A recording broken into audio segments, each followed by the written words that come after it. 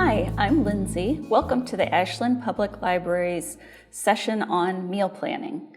So whether you love to cook or you hate spending time in the kitchen, I hope that I can give you some quick tips today for how to make the whole process of getting dinner on the table more enjoyable. Consider how you organize your meals now. Do you plan a few days out? Do you just forage through the fridge and see what's there each night? Or do you rifle through your stack of takeout menus? What, if anything, about your current process would you like to keep intact? Identifying where you are today and where you want to go will help you clarify your personal goals for meal planning. Next, consider your obstacles. What hurdles do you face? What slows you down? What stresses you out? Do you have any resistance to the idea of planning your meals ahead of time? Knowing this in advance is going to help you find a way to plan your meals that works for you.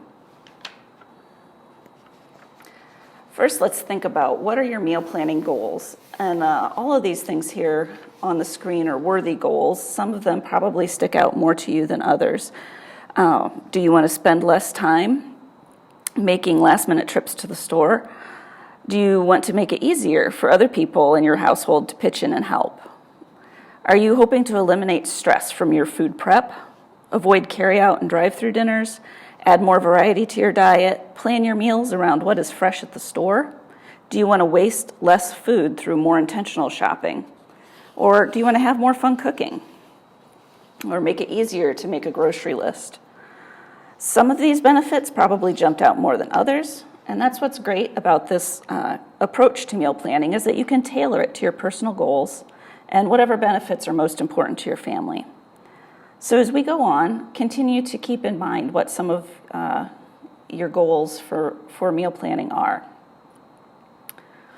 So let's talk about the process. Take a minute, focus in on those things you want to change, obstacles you need to overcome, what you want to achieve. If it helps you, jot down a few goals so you can keep those fresh in your mind. I'm going to give you a simple process that you can follow over and over again to create new plans each week. And let's right now just promise me that you're going to give yourself permission to keep things flexible and to adapt the process so it suits your needs and your goals. Just because you do something one way the first time doesn't mean it has to be that way all the time. So give yourself permission to be flexible. So the first step of the process is you want to decide when you will plan. What's the best time for you to do some meal planning? Maybe it's when the grocery circulars come out in the newspaper or in your mail. Maybe you want to plan right before you shop, or any other time that consistently works for you and your schedule. Pull out your calendar now and decide what day and time makes the most sense for you. And then block out the time to do it. Making this a priority, especially the first few weeks, is going to make it a lot easier to set yourself up with the habit. So in the beginning, you're going to want to plan once a week and give yourself about an hour a week to plan. It's not always going to take that long. But in the beginning, you want to make sure and give yourself plenty of time so that you don't get frustrated and give up. And remember that it's okay if you need to tweak your initial schedule or your plan so that it works better for you. After you've decided when you're going to plan, you want to decide where you will plan. The more details about meal planning that you can organize ahead of time, the easier it's going to be to start planning, which is why we want to think about these things in advance. The ideal location for planning your meals, of course, is in or close to your kitchen so that you can check your pantry, your fridge, your freezer for what you have on hand, and so that you can consult with your recipe collection. You also want there to be a good surface to write on if you're utilizing a paper calendar or if you're going to make a list, those sorts of things. Now, the kitchen is ideal, but it's not the only place that you can plan. For me, I found that I do better at a computer. My computer's not in my kitchen, so sometimes I'm in the living room. Sometimes I do my meal plan on my 15-minute break at work. It just kind of depends, and that's part of that flexibility that you want to have with yourself in your planning. So figure out what works for you, the when and the where, and go for it. Step 3, you want to collect all of your tools and your supplies. You want to have your recipes on hand. So if you like to use cookbooks, if you have recipe file cards, or maybe you store your recipes online on Pinterest boards or on a recipe website. Sometimes it's helpful if you have a list of your tried and true meals, those things that you can kind of make with your eyes closed. Those are handy for busy nights, so having a list of those can be helpful. You definitely want to have your calendar handy. It doesn't do you any good to plan meals if you don't have your schedule in mind ahead of time. You want to have a place to record the menu. I like to record my meal plan on my calendar in my planner because it just makes sense for me, but maybe you prefer to keep it on a whiteboard on the fridge, or just make a list. There are all kinds of meal planning templates online that you can download and fill out. Find something that works for you and have that ready. You also want a place to record your shopping list. Some people use apps, some people prefer a paper list. Again, whatever works here. You just want to be able to write down the things that you need to get at the store. You also want to have on hand store circulars, so those flyers with all of the sales and things for the stores that you prefer to frequent. You want to have coupons if you're a couponer, so that you can take advantage of using those things when they're available. And of course, you want to have access to your pantry, freezer, and fridge. If you can manage it, you might want to take advantage of making just a zone in your kitchen where you keep all of these things together so that it's easy when you want to sit down and do your planning. Step 4, here's where the rubber hits the road. You're going to create your plan. Think about your planning horizon. So how much are you going to plan for? I recommend that you start small. Plan for 3 days to a week. If you've never planned meals before, you don't want to plan a whole month at a time. But if you do less than 3 days, you might miss out on some of the benefits of meal planning. And more than a week, and you're going to get overwhelmed and you're not going to be able to stick to it. So plan for 3 days to a week, and you can step it up later if you really get the hang of it and it's working for you.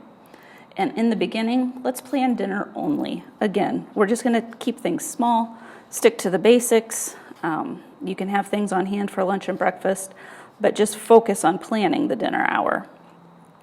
And then again, continue stepping it up later if you want to plan lunch or breakfast. And then let's decide the most important goal for our meal plan. This would be that thing that you wrote down earlier. What is it that you really want to do? Do you want to use up what's in your fridge? Do you want to take advantage of coupons and sales? Do you really have to pay attention to your schedule? Think about those things because you're going to need that goal in mind as you plan. That's going to be the foundation of your weekly plan. So once you've thought these things through, it's time to make some choices. We're going to select our meals for the week. Pull out your recipes or pull them up on your computer, and you're going to select your meals for the week based on what you decided was the most important. If your plan was to be based heavily on your schedule, then refer to your calendar and see which nights of the week you need to cook simple meals and which nights you can be a little bit more elaborate. If your basis for your planning was to use up food in the refrigerator, then do a quick scan of your fridge, refresh your memory about what's in there, and build your plan from that. If you want to build around sales and coupons, just like we talked about before, you want to start your plan simple and then step it up. Don't plan something new every night of the week. Use your tried and true recipes. They're tried and true for a reason. And once you get the hang of this, you can always try new things. Keep in mind those obstacles that you thought of in the beginning and think about how you can work around them. I know a big obstacle for people is often their schedules. And so if that's an obstacle, really think about how can you work with your schedule to make this happen. Add variety gradually. Don't throw 5 new recipes into your meal plan on your first week. If you want to add variety, if that was a goal, just do it gradually. Start with 1 or 2 new recipes rather than a full plan of new recipes. And that will set you up for success early on. Plan for spontaneity. If you wanted a flexible plan, then don't plan for every single night. Leave a few nights open to be spontaneous. That's okay. There's nothing wrong with spontaneity. And this kind of goes along with it. Just remain flexible. Give yourself permission to change things around throughout the week. So if Thursday's dinner sounds good on Tuesday, go for it. Something I find really helpful is to plan in your week for a leftovers night. It doesn't have to be the exact same meal. People in my house do not like leftovers, so I have to be creative about using up my leftovers. But I do this quite often, actually. A lot of times I will make a roast on Sunday and then reuse either the beef or the chicken, if I roasted a chicken, for sandwiches or soup later in the week. If you don't like leftovers for dinner, consider using them for your lunches. But have a plan for utilizing those leftovers because that's going to save you time and money. And keep it fresh. So schedule your fresh ingredient meals for early in the week so that you can use things up before they go bad. So now that you've selected your meals for the week, you can record your plan. You want to write it down or record it electronically somehow so that you can see it. If you're writing it in a calendar or planner, do it in pencil so that you feel free to change it up if you need to. Once your plan is all done, it can be helpful to post it or share it somehow with your family or the people in your household. And this helps them to see, and it empowers them to pitch in. So you can also save your meal plan and refer back to it in a few weeks when you're not in the mood for planning, or if you want to remember a new favorite recipe. After your meal plan is created, the next step is to make your grocery list. Now this should be super easy since you already have your recipes out. You can just take a couple of minutes, make your list, either on paper, if you keep a paper list, on your phone, whatever system you use to make your list.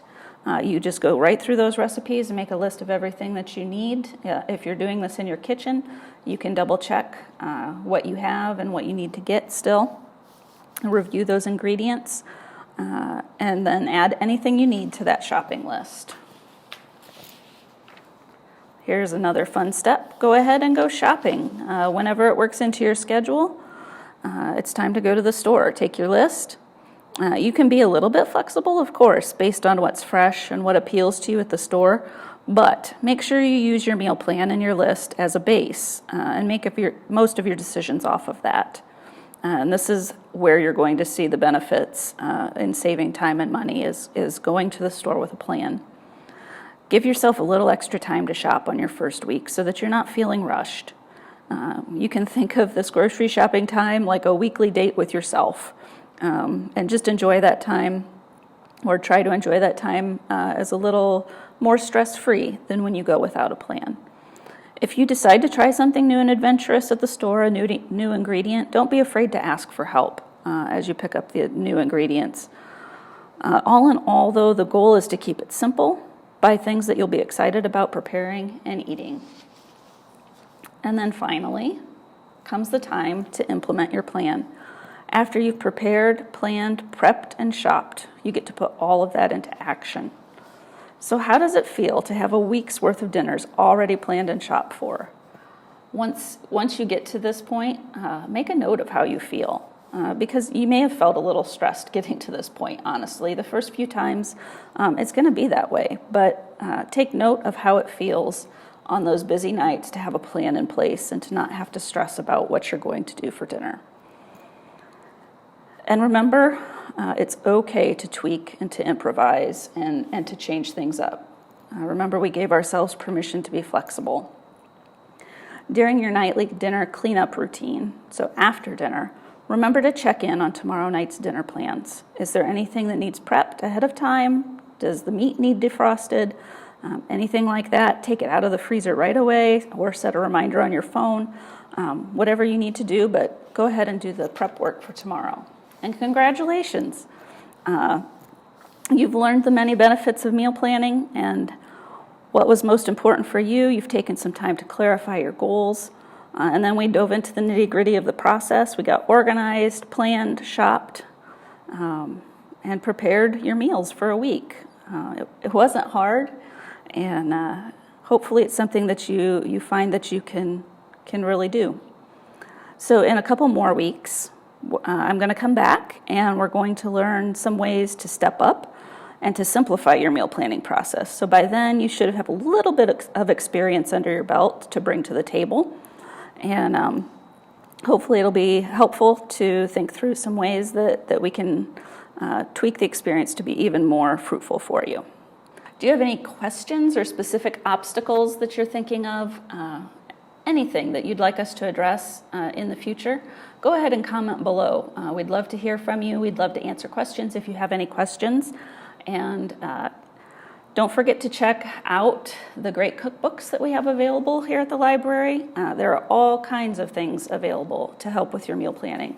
If you have specific goals, there are books that deal with cooking for different diets and types.